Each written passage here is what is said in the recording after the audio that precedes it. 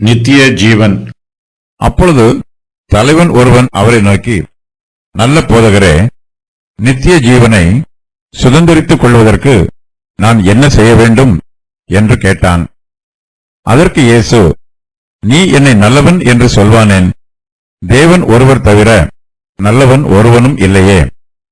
விபச்சாரம் செய்யாதிருப்பாயாக, கொலை செய்யாதிருப்பாயாக, களவு செய்யாதிருப்பாயாக, பொய்ச்சாட்சி சொல்லாதிருப்பாயாக, உன் தகப்பனையும் உன் தாயையும் கனம் பண்ணுவாயாக என்கிற கற்பனைகளை நீ அறிந்திருக்கிறாயே என்றார்.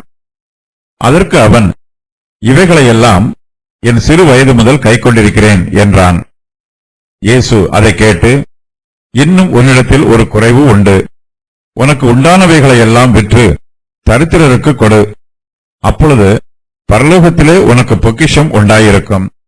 பின்பு என்னை பின்பற்றி வா என்றார்.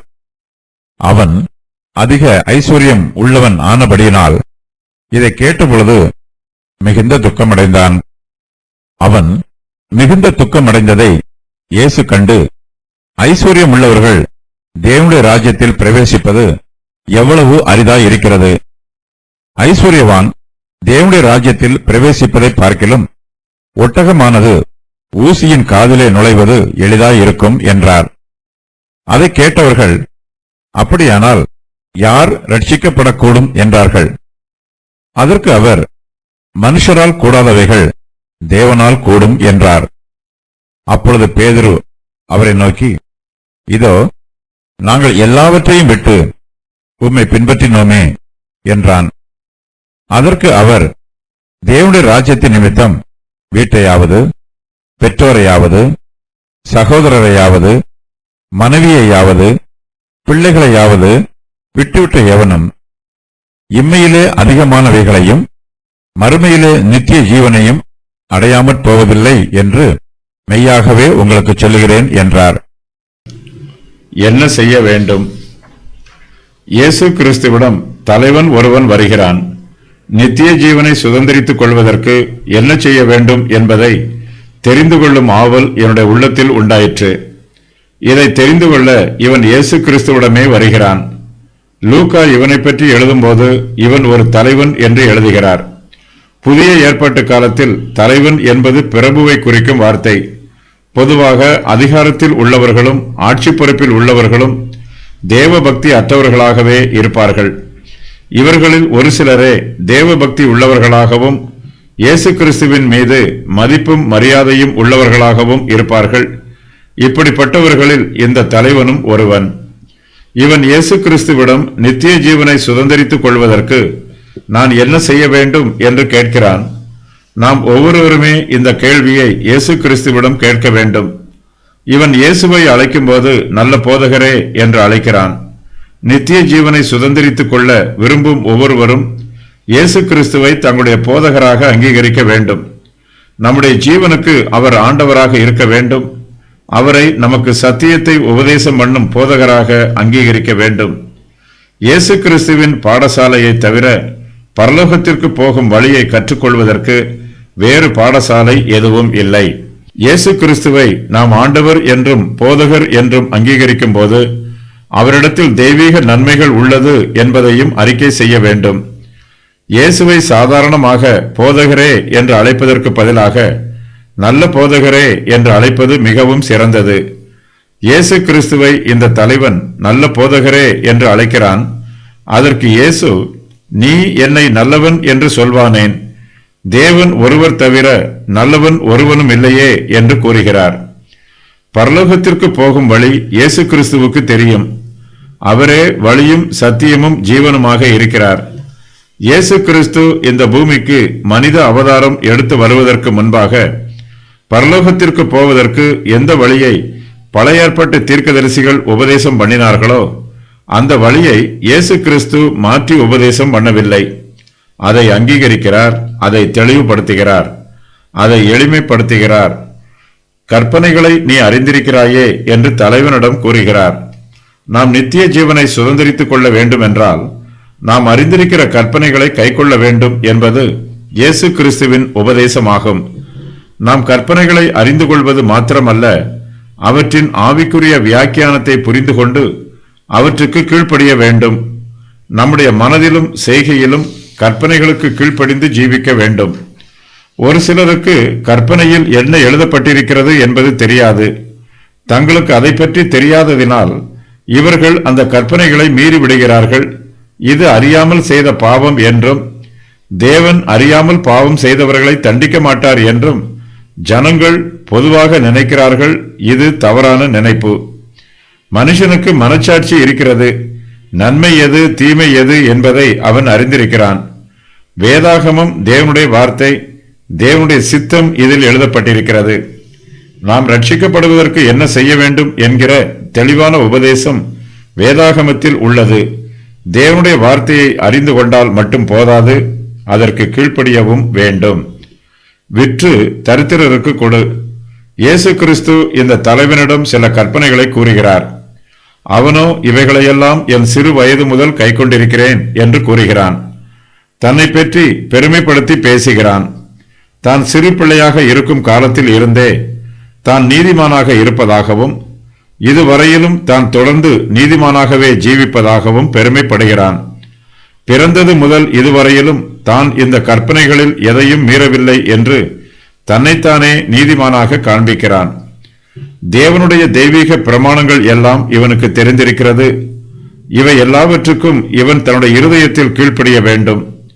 இயேசு கிறிஸ்துவுக்கு மெய்யான சீஷனாக இருக்கிறவன் தன்னை உயர்த்தாமல் தன்னைத்தானே தாழ்த்துவான். இவைகளையெல்லாம் என் சிறு வயது முதல் மீறி வந்திருக்கிறேன் என்று தன்னுடைய பாவ வாழ்க்கையை பணிவோடு அறிக்கை செய்வான். நாம் தேவனுக்கு முன்பாக நம் இருதயத்தில் பக்தியோடு இருந்தாலும் மனுஷருக்கு விரோதமாக பல சமயங்களில் தவறு செய்து விடுகிறோம். இந்த உலகத்தில் தேவன் நமக்கு கொடுத்திருக்கும் சமுதாய கடமைகளை நிறைவேற்றாமல் முரண்பட்டு ஜீவிக்கிறோம். நமக்கு இயேசு கிறிஸ்துவிடம் மெய்யான அன்பு இருக்கும் என்றால் நம்முடைய சிலுவையை சுமந்து கொண்டு அவரை பின்பற்றி செல்வதற்கு நாம் ஆயத்தமாக இருப்போம். இயேசு கிறிஸ்துவை பின்பற்றாமல் யாராலும் நித்திய ஜீவனை சுதந்திரித்துக் கொள்ள முடியாது. இயேசு கிறிஸ்து எங்கே போகிறாரோ அங்கே அவரை பின்பற்றி செல்ல நாமும் ஆயத்தமாக இருக்க வேண்டும். இந்த தலைவன் தன் இருதயத்தில் தேவனை நேசிக்கிறான். ஆனால் மனுஷர் மீது அன்பு கூறவில்லை. இயேசு கிறிஸ்து இந்த குறையை இவனுக்கு சுட்டி காண்பிக்கிறார். உன்னிடத்தில் ஒரு குறைவு உண்டு, உனக்கு உண்டானவைகளையெல்லாம் விற்று தரித்திரருக்கு கொடு என்று அவனிடத்தில் கூறுகிறார். மனுஷர் மீது இவன் மெய்யாகவே அன்பு கூர்ந்தால் இவன் தரித்திரருக்கு உதவி புரிவான். இயேசுவின் மீது இவனுக்கு மெய்யான பக்தி இருக்கும் என்றால் இவன் அவருடைய வார்த்தைக்கு பூரணமாக கீழ்ப்படிவான். இந்த உலகத்தை விட இயேசு கிறிஸ்துவே தனக்கு முக்கியம் என்று நினைத்திருந்தால் இந்த உலகத்திற்கு ஒத்த வேஷம் தரிக்க மாட்டான். தனக்கு உண்டானவைகளையெல்லாம் விற்று தரித்திரருக்கு கொடுப்பான். இந்த உலக ஜீவனை விட நித்திய ஜீவனே பிரதானமானது என்னும் எண்ணம் இவனிடத்தில் இருக்குமானால் இயேசு கிறிஸ்துவனுடைய கட்டளையின்படி தனக்கு உண்டானவைகளையெல்லாம் உடனடியாக விற்று தரித்திரருக்கு கொடுத்திருப்பான். இந்த பூமியில் பொக்கிஷத்தை சேர்த்து வைப்பதற்கு பதிலாக பரலோகத்தில் பொக்கிஷத்தை சேர்த்து வைக்க வேண்டும் என்னும் வாஞ்சை இவனுடைய உள்ளத்தில் இருக்கும். விசுவாசிகளில் அநேகர் இந்த மனுஷனைப் போலவே இருக்கிறார்கள். இவர்கள் ஆவிக்குரிய காரியங்கள் பலவற்றில் மிகவும் தேர்ந்தவர்களாக இருப்பார்கள். ஆனால் ஏதாவது ஒரு காரியத்தில் கவனம் செலுத்தாமல் அழிந்து போவார்கள். இந்த தலைவன் இப்படித்தான் இருக்கிறான். இயேசு கிறிஸ்து கூறிய கற்பனைகளை தன் சிறு வயது முதல் கைக்கொள்கிறான். ஆனால் இவனுக்கு உண்டானவைகளை எல்லாம் விற்று தரித்திரருக்கு கொடு என்று இயேசு கிறிஸ்து கூறிய போது இவன் மிகுந்த துக்கம் அடைகிறான். அதிக ஐஸ்வர்யம் உள்ளவன் ஆனபடியினால் இவனுக்கு இந்த துக்கம் உண்டாயிற்று. பரலோகத்திலே தனக்கு பொக்கிஷத்தை சேர்த்து வைக்க பிரியப்படாமல் இந்த பூமியில் உள்ள தன் பொக்கிஷத்தை காத்துக் கொள்வதிலேயே அதிக கவனம் செலுத்துகிறான். நித்திய ஜீவனையும் சுதந்திரித்துக் கொள்ள வேண்டும், இந்த உலக ஐஸ்வர்யத்தையும் சுதந்திரித்துக் கொள்ள வேண்டும் என்பது இவனுடைய விருப்பம். ஆனால் இயேசு கிறிஸ்துவின் கட்டளையோ வேறு விதமாக இருக்கிறது. உலக ஐஸ்வர்யத்தில் இவனுக்கு அதிக நாட்டம் இருப்பதினால் இயேசு கிறிஸ்துவின் வார்த்தைக்கு கீழ்ப்படியாமல் போகிறான். ஏராளமானோர் இயேசுவை பின்பற்ற வேண்டும் என்று விரும்புகிறார்கள். அவரை விட்டு விலகி போய்விடக்கூடாது என்றும் விரும்புகிறார்கள். ஆயினும் ஒரு சில காரியங்களின் நிமித்தமாக இவர்கள் இயேசுவை விட்டு விலகி போய் விடுகிறார்கள். தங்கள் ஜீவியத்தில் முக்கியமான தீர்மானங்கள் எடுக்க வேண்டிய சூழ்நிலைகள் வரும்போது இவர்கள் இயேசு கிறிஸ்துவின் வார்த்தைக்கு முக்கியத்துவம் கொடுக்காமல் தங்கள் சுய இச்சைகளுக்கு முக்கியத்துவம் கொடுத்து விடுகிறார்கள். இயேசுவை விட வேண்டுமா அல்லது இந்த உலக ஐஸ்வர்யத்தை விட வேண்டுமா என்று தீர்மானம் எடுக்க வேண்டிய சூழ்நிலை வரும்போது இப்படிப்பட்டவர்கள் இயேசு கிறிஸ்துவை விட்டு விலகி போய் விடுகிறார்கள். இயேசுவை பின்பற்ற வேண்டும் என்னும் விருப்பம் இப்படிப்பட்டவர்களுக்கு உள்ளும் இருக்கிறபடியினால் இவர்கள் இயேசு கிறிஸ்துவை விட்டு விலகி போகும்போது துக்கத்தோடே விலகி போகிறார்கள். இவன் கற்பனைகளை கை கொண்டிருக்கிறான் என்பதில் இயேசு கிறிஸ்துவுக்கு சந்தேகம் எதுவும் இல்லை. அவன் உண்மையாகவே இந்த 5 கற்பனைகளையும் கை கொண்டிருக்கிறான். இயேசு அவனிடத்தில் அன்பு கூர்ந்தார் என்று வாசிக்கிறோம். இதன் பின்பு இயேசு அவனிடம் இன்னும் ஒரு கற்பனையையும் கூறுகிறார். உனக்கு உண்டானவைகளையெல்லாம் விற்று தரித்திரருக்கு கொடு. அவன் இதுவரையிலும் இந்த கற்பனையை கை கொள்ளவில்லை. உன்னை போல் பிறனையும் நேசிப்பாயாக என்னும் கற்பனைக்கு ஒப்பாக இந்த கற்பனை இருக்கிறது. பிறர் ஏழையாக இருக்கலாம், நம்மிடம் உதவி எதிர்பார்க்கலாம், நம்மால் அவருக்கு உதவி செய்ய முடியலாம். தேவனுக்கு நாம் முழுமையாக கீழ்ப்படிய வேண்டும். என்னை பின்பற்றி வா என்று இயேசு கிறிஸ்து அந்த தலைவனிடம் சொல்லுகிறார். இதுவே கிறிஸ்தவ ஜீவியத்தின் ரகசியம். மத்தேயு சுவிசேஷத்தில் இருந்து வெளிப்படுத்தின விசேஷம் வரையிலும் உள்ள புதிய ஏற்பாட்டு புஸ்தகங்களின் மைய கருத்து இதுதான். இயேசுவை நாம் பின்பற்றி வர வேண்டும். இதை செய்யாதவருக்கு நித்திய ஜீவன் இல்லை. விசுவாசிகள் தங்களுக்கு கொடுக்கப்பட்டிருக்கும் எல்லா உபதேசங்களுக்கும் கட்டளைகளுக்கும் கீழ்ப்படிய வேண்டும். தேவனால் கூடும். தனக்கு உண்டானவைகளையெல்லாம் விற்று தரித்திரருக்கு கொடுக்க இந்த தலைவனுக்கு மனமில்லை. இவன் துக்கமடைந்ததை இயேசு கிறிஸ்து கண்டு இது சம்பந்தமாக தமது சீஷர்களிடம் உபதேசம் பண்ணுகிறார். ஏராளமானோருக்கு உலக ஐஸ்வர்யம் பரலோகம் செல்வதற்கு மிகப்பெரிய தடையாக இருக்கிறது. இந்த தலைவன் அதிக ஐஸ்வர்யம் உள்ளவன். ஆகையினால் இயேசுவின் வார்த்தையை கேட்டபோது இவன் மிகுந்த துக்கம் அடைகிறான். இவனுக்காக இயேசு கிறிஸ்து பரிதாபப்படுகிறார். ஐஸ்வர்யம் உள்ளவர்கள் தேவனுடைய ராஜ்யத்தில் பிரவேசிப்பது எவ்வளவு அரிதாய் இருக்கிறது என்று கூறுகிறார். இந்த ஐஸ்வர்யவானுக்கு ஏராளமான சம்பத்து இருக்கிறது. ஆனால் இவன் இந்த ஐஸ்வர்யத்தை ஆளுகை செய்யவில்லை. இவனுடைய ஐஸ்வர்யமே இவனை ஆளுகை செய்கிறது. தனக்கு உண்டானவைகளையெல்லாம் விற்று தரித்திரனுக்கு கொடுத்துவிட்டு ஒன்றும் இல்லாதவனாக இயேசு கிறிஸ்துவை பின்பற்ற இவனுக்கு மனமில்லை. கிறிஸ்துவை பின்பற்றுவதை விட தன் ஐஸ்வர்யத்தை பற்றிக் கொள்வதையே இவன் தெரிந்தெடுக்கிறான். ஐஸ்வர்யவானாக இருப்பதினால்தான் இவனுக்கு இந்த சோதனை உண்டாயிற்று. ஆகையினால்தான் ஐஸ்வர்யம் உள்ளவர்கள் தேவனுடைய ராஜ்யத்தில் பிரவேசிப்பது அரிதாய் இருக்கிறது என்று இயேசு கிறிஸ்து கூறுகிறார். ஐஸ்வர்யவான் தேவனுடைய ராஜ்யத்தில் பிரவேசிப்பதற்கு எவ்வளவு கடினமானது என்பதை விளக்கி கூறும்போது ஐஸ்வர்யவான் தேவனுடைய ராஜ்யத்தில் பிரவேசிப்பதை பார்க்கிலும் ஒட்டகமானது ஊசியின் காதிலே நுழைவது எளிதாயிருக்கும் என்று இயேசு கிறிஸ்து கூறுகிறார். யாராக இருந்தாலும் பரலோக ராஜ்யத்திற்குள் பிரவேசிப்பது மிகவும் கடினமான காரியம்தான். நமக்கு உண்டானவைகள் எல்லாவற்றையும் விற்று தரித்திரருக்கு கொடுத்தால்தான் பரலோக ராஜ்யத்திற்கு பிரவேசிக்க முடியும் என்பது எல்லோருக்கும் எளிதான உபதேசம் அல்ல.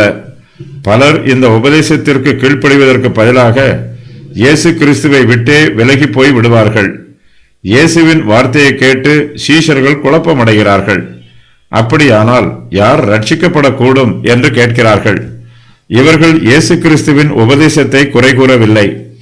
கிறிஸ்துவின் உபதேசம் கடினமானது என்றோ நடைமுறைக்கு ஒத்து வராதது என்றோ குறை சொல்லவில்லை.